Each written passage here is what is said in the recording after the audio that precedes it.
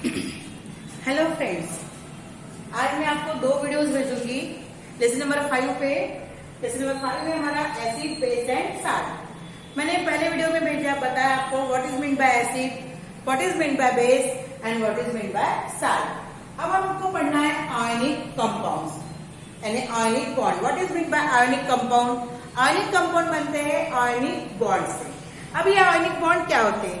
जब ये bond form होता है, there is force of attraction between two ions. तो आयनिक बॉन्ड पहले पढ़ने के लिए the molecule of an ionic compound has two constituents. Ionic compound के मॉलिक्यूल के दो भाग होते हैं। एक को कहते हैं कैटायन जो होता है पॉजिटिव आयन, या बेसिक रेडिकल जो हमने पढ़े H, याद है एसिड में H। तो आयनिक कंपाउंड के दो पार्ट्स होते हैं। एक पार्ट को कहते हैं कैटायन और जो पॉजिटिव आयन होता है, और जो होता है बेसिक रेडिकल। दूसरा पार्ट होता है एनायन। एनायन यानी निगेटिव आयन जो OH, ठीक है, निगेटिव जिसमें होता है, और वो एसिडिक रेडिकल होता है। अब ये कैटायन और एनायन, एक पॉजिटिव चार्ज है, एक नेगेटिव चार्ज है, ठीक है। तो इनके बीच में फोर्स ऑफ अट्रैक्शन होता है। बिकॉज क्यों फोर्स ऑफ अट्रैक्शन होता है?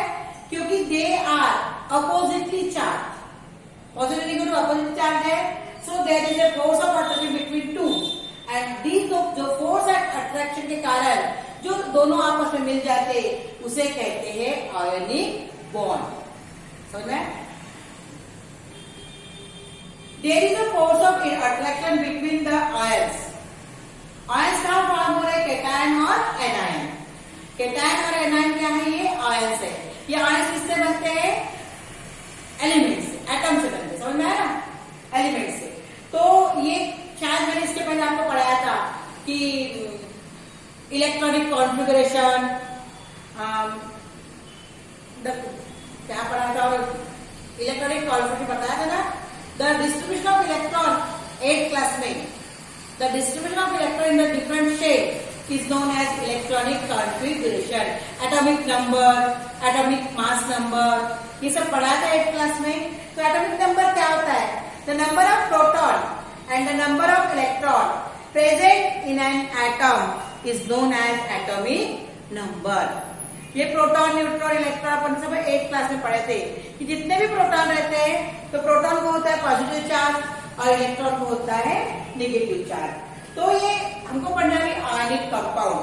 तो आयनिक बॉन्ड से जो फॉर्म होते हैं उसे कहते हैं आयनिक कंपाउंड। आयनिक बॉन्ड क्या होता है कि एक दो वहां पे मॉलिक्यूल्स ऑफ आयनिक कंपाउंड में दो पार्ट होते हैं। एक होता है कैटायन और एक होता है एनायन। कैटायन है पॉजिटिव चार्ज और एनायन है नेगेटिव चार्ज। नेगेटिव चार्ज है एसिड रेडिकल और पॉजिटिव चार्ज है बेसिक रेडिकल, ठीक है। अब इनके बीच में होता है फोर्स ऑफ अट्रैक्शन। अब ये अपोजिट चार्ज है पॉजिटिव नेगेटिव, इनके बीच में जो अपोजिट के बीच में positive ion that is cation and negative ion that is anion, इनके बीच में फोर्स ऑफ अट्रैक्शन होता है और उसके कारण एक बॉन्ड बनता है। उस बॉन्ड को कहा जाता है आयनिक बॉन्ड। अब आयनिक बॉन्ड की डेफिनेशन आपको किताब में भी मिल जाएगी, आप उसको अच्छे से पढ़ लेना। इसके बाद व्हाइल स्टडीइंग, ये जो हम पढ़ते हैं आयनिक बॉन्ड, आयनिक कंपाउंड क्या है? The force of attraction between the one positive charge and on a cation and one negative charge on anion is make one ionic bond. Force of attraction जैसे एक negative और एक positive, तो एक ionic bond बनता है। अब इसको पढ़ने के लिए while studying a static electricity we have learned static electricity. There is natural tendency. Naturally ये होता है any body to change from an electrical charge state into an electrically neutral state. ये टेंडेंसी किसी भी बॉडी में कि charge से वो न्यूट्रल में जाना चाहता है और उसके कारण इलेक्ट्रिकली वो बैलेंस होता है। The explanation lies in the electronic configuration of atoms. अब इलेक्ट्रॉनिक कॉन्फिगरेशन क्या है? मैंने लास्ट ईयर पढ़ाया था ये। The distribution of electrons in a different shape, that is orbit, is known as electronic configuration. और इलेक्ट्रॉनिक कॉन्फिगरेशन किसके आधार पर बनाते हैं हम लोग? Atomic number. एटॉमिक नंबर जो Z से डिनोट होता था, atomic number is denoted by Z। जो सोडियम है, सोडियम का एटॉमिक नंबर है 11, तो उसका इलेक्ट्रॉनिक कॉन्फिगरेशन बनेगा 281। ठीक है, ये क्या है? मेटल है। और क्लोरीन है जिसका एटॉमिक नंबर है 17, उसका इलेक्ट्रॉनिक कॉन्फिगरेशन बनेगा 287। 2 और 8 10 और 7 17 आ गया ये। इस प्रकार से the distribution of electron in the different orbit is known as electronic configuration. अब उसके लिए हमको क्लोरीन और सोडियम एटम को पढ़ना पड़ेगा कि किस प्रकार से आयनिक कंपाउंड फॉर्म होता है। अब ये डायग्राम देखिए। अब सोडियम है मेटल, ये मेटल नॉन मेटल आप बहुत पहले पढ़े हो। सोडियम क्या है? मेटल। और क्लोरीन क्या है? Non metal. अब ये मेटल हमेशा इलेक्ट्रॉन देते हैं और नॉन मेटल हमेशा इलेक्ट्रॉन लेते हैं। मेटल्स इलेक्ट्रॉन डोनेट करके अपने लास्ट ऑर्बिट को एक इलेक्ट्रॉन कंप्लीट करते हैं, और क्लोरीन सॉरी नॉन मेटल्स हमेशा इलेक्ट्रॉन लेते हैं। By donating one electron metal always having positive charge. समझ में आ गया? मेटल्स इलेक्ट्रॉन देते हैं, पॉजिटिव चार्ज फॉर्म करते हैं। नॉन मेटल्स इलेक्ट्रॉन लेते हैं और नेगेटिव चार्ज फॉर्म करते हैं। ठीक है, अब यहाँ पे देखो ये सोडियम है। सोडियम का एटॉमिक नंबर है 11। कितना है इसका एटॉमिक नंबर? 11। तो इसका इलेक्ट्रॉनिक कंपाउंड है 281। हो गया 2 8 10 और 1 11। ठीक है, तो ये आया पहले और इलेक्ट्रॉनिक कंपाउंड में पहले में 2, दूसरे में 8, तीसरे में 1। इसने एक इलेक्ट्रॉन दे दिया है, एक इलेक्ट्रॉन लीव किया है, तो यहाँ पे क्या हो गया? पहले में 2 और दूसरे में 8, एक छोड़ दिया उसने। उसी समय क्लोरीन का इलेक्ट्रॉनिक कंपाउंड कितना है? 2 8 7। पहले ऑर्बिट पे 2 इलेक्ट्रॉन, ठीक है, दूसरे में 8 2 4 6 8, तीसरे में 7 2 4 6 और 1 7। ठीक है, इसने एक इलेक्ट्रॉन लिया है, तो यहाँ पे पहले में 2, दूसरे में 8, तीसरे में 8। देखो इलेक्ट्रॉनिक कॉन्फिगरेशन। और ये क्या बन गया? क्लोराइड का आयन। और ये क्या बन गया? सोडियम का आयन। इलेक्ट्रॉन देके सोडियम कौन सा चार्ज फॉर्म करता है? पॉजिटिव चार्ज, क्योंकि सोडियम क्या है? मेटल। अब यहाँ पे किस प्रकार से इनका इलेक्ट्रॉनिक कॉन्फिगरेशन बनता है? देखो इस प्रकार, यहाँ दिख रहा है क्या? यहाँ दिख नहीं रहा होगा तो मैं मिटा देती हूँ और ऊपर लिखूंगी इसको। नहीं हाँ दिख रहा है वहां पे, देखिए आप। तो ये सोडियम है, पहले में 2, दूसरे में 8। ठीक है, दूसरे में 8 हो गया इस प्रकार से। और ये प्लस क्लोरीन, पहले में 2, दूसरे में 8, तीसरे में 8, है ना? तो इसने क्या कर दिया? एक इलेक्ट्रॉन इसको दे दिया। तुम्हारे बुक में देखो लास्ट में इसने सोडियम में एक इलेक्ट्रॉन दिया, दिख रहा है ये, और ये फॉर्म हुआ प्लस और ये minus. NaCl with ionic bond. Electron देके मेटल क्या करते हैं?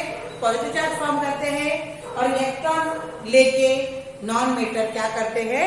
नेगेटिव चार्ज फॉर्म करते हैं। तो क्या बन गया? Sodium chloride. इधर क्या बन गया? ये सोडियम क्लोराइड। ये Cl है 287। ठीक है, अब हम बोलेंगे सोडियम है ये माइनस इलेक्ट्रॉन, ये बन गया सोडियम का आयन 2 8। अब ये क्लोरीन है, प्लस क्लोरीन, ये बन गया एक इलेक्ट्रॉन लिया इसने, ये क्लोराइड का आयन बन गया, ये बन गया 2 8। ठीक है, तो इस प्रकार से क्या बन गया? Sodium chloride. ये क्या हो गया? उनके बीच में आयनिक बॉन्ड, उनके बीच में क्या फॉर्म हुआ? Ionic bond. The outermost shell of the sodium and the chlorine form is not complete with 8 electrons. Electronic configuration में क्या होता है कि आउटरमोस्ट इलेक्ट्रॉन में, आउटरमोस्ट ऑर्बिट में अगर कितने इलेक्ट्रॉन है?